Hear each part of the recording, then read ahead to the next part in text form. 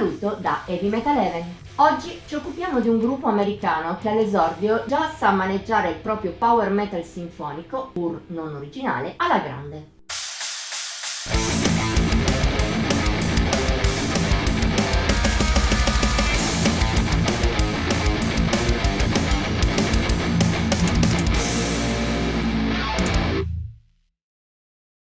Non sempre la fretta è cattiva consigliera, almeno nel metal.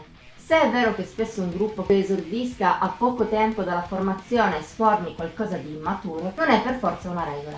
C'è anche chi ha idee già chiare sin dall'inizio. È la categoria a cui appartengono anche i Valkyrie Spire da Nashville, Tennessee. Nati ufficialmente nel 2023, seppur il bassista Dave Hale lavorasse già da circa 2 anni al progetto, hanno esordito nel novembre di quest'anno con un EP, Ascension. Pubblicato dalla attenta Eclipse Records, è un lavoro già molto focalizzato e maturo, a cominciare dal piano stilistico.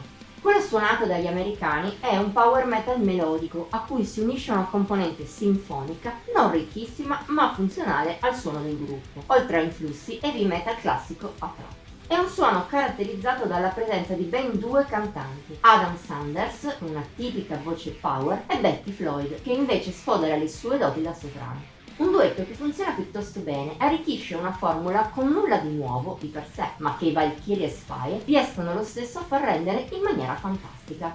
Merito di una scrittura matura e di alto livello, che consente all'ensemble di trovare sempre le giuste melodie e i giusti riff. Il risultato è che, pur senza strafare, Ascension è un EP pieno di sostanza e con alcuni pezzi che si lasciano ricordare sin dai primi ascolti. Possiamo citare per esempio l'iniziale Ride of the Valkyries, che dopo una citazione alla cavalcata delle Valchirie di Wagner si pone veloce ed epica, ma al tempo stesso catchy, quasi in una versione più melodica dei Rhapsody of Fire. Al contrario, Nectar of the Gods è più allegra e disimpegnata, con anche un testo alcolico che ben si sposa con melodie di vago retrogusto folk, di quello proprio da taverna.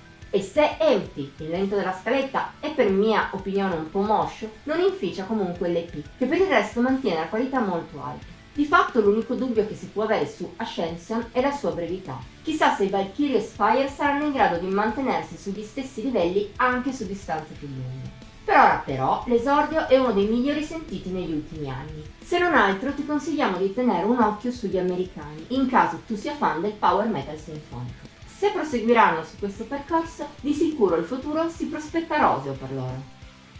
Voto di Heavy Metal Heaven 77 sul massimo di 80 per gli EP.